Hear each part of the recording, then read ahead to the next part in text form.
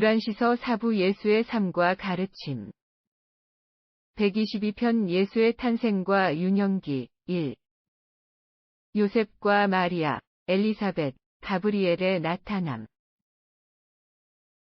미가엘이 증여할 땅으로 팔레스타인을 선택하게 된 많은 이유들, 특히 요셉과 마리아의 가족이 유란시아에 이 하나님의 아들이 나타나기 위한 즉각적인 환경으로 선택되어야만 했던 이유에 대해 완전히 설명하는 것은 거의 불가능할 것이다. 멜기세덱에 의해서 준비된 분할된 세계들의 상태에 대한 보고서를 검토한 뒤 가브리엘과 의논하고 미가엘은 유란시아를 그 마지막 증여를 시행할 행성으로 선택했다. 이 결정이 내린 뒤에 가브리엘은 친히 유란시아를 찾아보았으며 인간 집단들에 관하여 연구하고 세계와 그 민족들의 영적 지적 특징, 종족과 지리적 특징을 조사한 결과 히브리인이 비교적 장점을 가졌기 때문에 그들을 증여 종족으로 선택하는 것이 타당하다고 결정을 내렸다. 미가엘이 이 결정을 승인하자 가브리엘은 유대인 가족 생활에 대한 조사 임무를 맡은 우주 인격의 상위 계층에서 선발된 12가족위원회를 임명하여 유란시아에 파견했다. 이 위원회가 활동을 마쳤을 때 가브리엘은 유란시아에 있었고 위원회의 의견으로는 미가엘의 계획된 육신화에 대한 수여 가족으로서 동등하게 유리한 세 예비 부부를 지목하는 보고서를 받았다. 가브리엘은 지명된 세 커플 중에서 요셉과 마리아를 개인적으로 선택했고 그 후 마리아에게 직접 나타나 마리아가 증여 아이의 지상의 어머니로 선택되었다는 기쁜 소식을 전했다. 예수의 인간아버지 요셉, 여호수아 벤 요셉은 히브리인 중의 히브리인이었지만 그의 조상들의 여성 혈통에 의해 때때로 그의 조상 계보에 추가되었던 많은 비유대인 인종적 변종을 지니고 있었다. 예수의 아버지의 족보는 아브라함의 시절까지 그리고 이 존경받을 시조를 통해서 더 일찍 있던 족보까지 거슬러 올라갔고 이것은 수메르인과 놋 족속까지 그리고 옛날 청인의 남쪽 부족들을 통해서 안동과 폰타에까지 이어졌다. 다윗과 솔로몬은 요셉의 직계 혈통에 속하지 않았으며 요셉의 혈통도 아담에게 직접 거슬러 올라가지 않았다. 요셉의 직계 조상은 건축가, 목수, 석공, 대장장이 등 기계공이었다. 요셉 자신도 목수였고 나중에는 건축업자로 일했다. 그의 가족은 고귀한 서민의 혈통, 길게 이어진 뛰어난 혈통에 속했으며 이 혈통은 유란시아에서 종교의 발달과 연관하여 두각을 나타냈던 특별한 사람들이 나타남으로 이따금 강화되었다.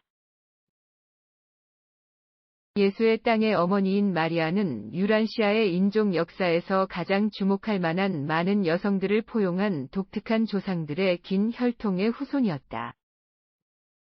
마리아는 당시와 그 세대의 평범한 여성으로 상당히 일반적인 기질을 가졌지만 그녀는 아논, 다말, 룻, 바세바, 안시, 클로아, 이브, 엔타, 라타와 같은 잘 알려진 여성들과 같은 조상들을 계승하고 있었다. 당시 유대인 여성 중 이보다 더 유명한 공통 조상이나 더 상서로운 시작점으로 거슬러 올라가는 혈통을 가진 사람은 없었다. 요셉의 조상과 마찬가지로 마리아의 조상은 강인하지만 평범한 사람들이 우세한 것이 특징이며 문명의 발전과 종교의 점진적 진화 과정에서 많은 뛰어난 인물들이 가끔씩 등장하여 이들에게 도움을 주었다.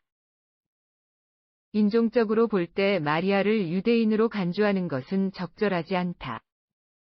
문화와 믿음에서 마리아는 유대인이었지만 유전적으로 그녀는 시리아, 히타이트, 페니키아, 그리스, 이집트 혈통의 복합체였으며 그녀의 인종적 유산은 요셉의 그것보다 더 일반적이었다. 미가엘의 증여 계획 당시 팔레스타인에 살았던 모든 부부 중에서 요셉과 마리아는 광범위한 인종적 연결과 우수한 평균 성격 부여의 가장 이상적인 조합을 가지고 있었다. 미가엘이 평범한 사람으로 지상에 나타나 일반 사람들이 그를 이해하고 받아들이도록 하는 것이 미가엘의 계획이었기 때문에 가브리엘은 요셉과 마리아와 같은 사람들을 증여 부모가 되도록 선택했다.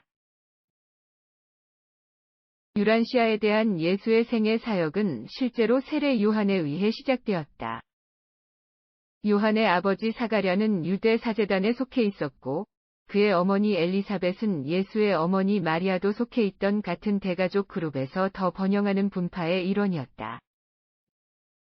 사가랴와 엘리사벳은 결혼한 지 수년이 지났지만 자녀가 없었다. 요셉과 마리아가 결혼한 지 약 3개월이 지난 기원전 8년 6월위 어느 날 정오에 가브리엘이 엘리사벳에게 나타난 것은 나중에 마리아에게 자신의 존재를 알렸던 것처럼 늦은 밤이었다. 가브리엘이 말했다. 너의 남편 사가랴가 예루살렘의 제단 앞에 서 있고 모인 사람들이 구원자가 오기를 기도하는 동안 나 가브리엘은 네가 곧 이 신성한 교사의 선구자가 될 아들을 낳을 것이며 너는 내 아들을 요한이라 부를 것이라고 알리기 위해 왔다. 그는 주 하나님께 헌신하며 자랄 것이며 그가 성년이 되면 많은 혼을 하느님께로 돌이킬 것이므로 너의 마음을 기쁘게 할 것이며 또한 너희 백성의 혼을 치유하는 자요 온 인류의 혼을 해방시키는 자의 오심을 선포할 것이다. 당신의 친척 마리아는 이 약속의 아이의 어머니가 될 것이며 나는 또한 그녀에게 나타날 것이다. 이 환상은 엘리자베스를 크게 두렵게 했다. 가브리엘이 떠난 후 그녀는 이 경험을 마음속으로 되새기며 장엄한 방문자의 말을 오랫동안 숙고했지만 이듬해 2월 초에 마리아를 방문할 때까지 남편을 제외한 누구에게도 그 계시에 대해 말하지 않았다. 그러나 5개월 동안 엘리자베스는 남편에게도 자신의 비밀을 숨겼다. 엘리자베스가 가브리엘의 방문 이야기를 공개하자 사가랴는 매우 회의적이었고 몇 주 동안 그 모든 경험을 의심했으며 가브리엘이 아내를 방문했다는 사실을 더 이상 의심할 수 없게 된 후에야 반쯤은 믿기로 동의했다. 사가랴는 엘리자베스가 곧 어머니가 될 것이라는 사실에 매우 당황했지만 자신의 나이에도 불구하고 아내의 정절을 의심하지 않았다. 요한이 태어나기 약 6주 전이 되어서야 사가랴는 인상적인 꿈의 결과로 엘리사벳이 메시아의 오심을 위한 길을 준비할 운명의 아들의 어머니가 될 것이라는 것을 완전히 확신하게 되었다. 가브리엘은 기원전 8년 11월 중순경 마리아가 나사렛 집에서 일하고 있을 때 마리아에게 나타났다. 나중에 마리아는 자신이 어머니가 될 것을 의심할 여지 없이 알고 난 후 요셉을 설득하여 예루살렘에서 서쪽으로 4마일 떨어진 언덕에 있는 유다시로 엘리사벳을 방문하기 위해 여행하도록 허락받았다. 가브리엘은 이 두 예비 엄마에게 자신의 출현을 알렸다. 당연히 그들은 함께 모여 서로의 경험을 비교하고 아들의 장래에 대해 이야기하고 싶어 했다. 마리아는 3주 동안 먼 사촌과 함께 머물렀다. 엘리자베스는 가브리엘의 환상에 대한 마리아의 믿음을 강화하기 위해 많은 수고를 하였고, 그리하여 마리아는 곧 무력한 아기, 이 세상의 평범하고 정상적인 유아로서 세상에 나타날 운명의 자녀의 어머니가 되라는 부름에 더욱 온전히 헌신하여 집으로 돌아갔다. 요한은 기원전 7년 3월 25일 유다성에서 태어났다. 사가랴와 엘리사벳은 가브리엘이 약속한 대로 아들이 그들에게 왔다는 사실을 깨닫고 크게 기뻐했으며 8째 날에 아이를 할례를 받도록 바친 후 미리 지시받은 대로 공식적으로 요한에게 세례명을 지어주었다. 이미 사가랴의 조카가 나사렛으로 출발하여 엘리사벳의 메시지를 마리아에게 전하면서 아들이 태어났고 그의 이름은 요한이 될 것이라고 전했다. 요한은 어렸을 때부터 부모에게서 영적 지도자이자 종교적 스승이 될 사람으로 성장해야 한다는 생각을 갖게 되었다.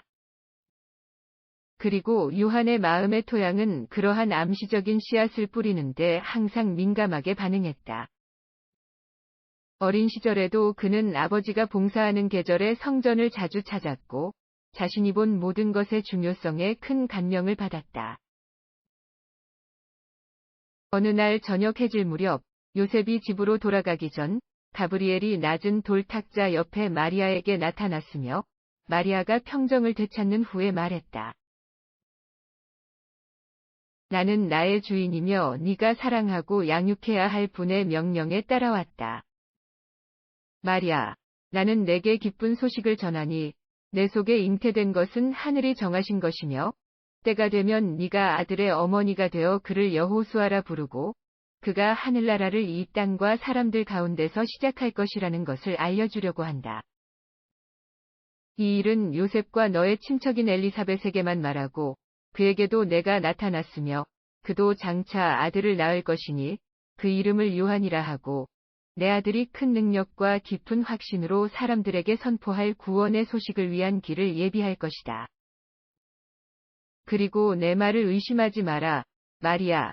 이 집은 운명의 아이가 태어날 곳으로 선택되었으니 나의 축복이 내 위에 있고 지극히 높으신 분의 권능이 너를 강하게 할 것이며 온 땅의 주께서 너를 두루 감싸실 것이다.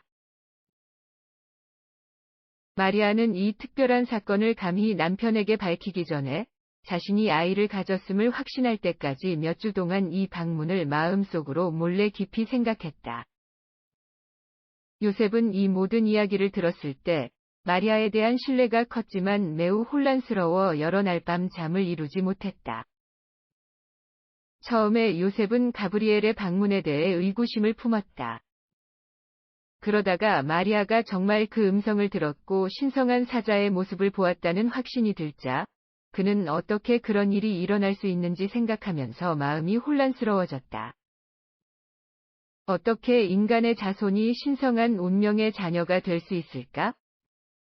요셉은 몇 주 동안 고민한 끝에 자신과 마리아가 메시아의 부모가 되도록 선택받았다는 결론에 도달하기 전까지는 이러한 상반된 생각을 조화시킬 수 없었지만 그렇다고 그들에게는 기대되는 구원자가 신성한 본성을 지녀야 한다는 유대인의 개념은 거의 없었다. 이 중대한 결론에 도달하자마자 마리아는 엘리자베스를 방문하기 위해 서둘러 떠났다. 돌아오자마자 마리아는 부모님 요아킨과 한나를 만나러 갔다. 물론 이때 그들은 가브리엘의 방문에 대해 전혀 알지 못했지만 그녀의 두 형제와 두 자매는 물론 그녀의 부모님도 예수님의 신성한 사명에 대해 항상 매우 회의적이었다. 그러나 마리아는 여동생 살로메에게 자신의 아들이 위대한 스승이 될 운명이라고 생각한다고 털어놓았다. 122대 3.4 가브리엘이 마리아에게 알린 것은 예수님을 잉태한 다음 날에 이루어졌으며 약속의 자녀를 잉태하고 낳은 그녀의 전체 경험과 관련된 유일한 초자연적 사건이었다.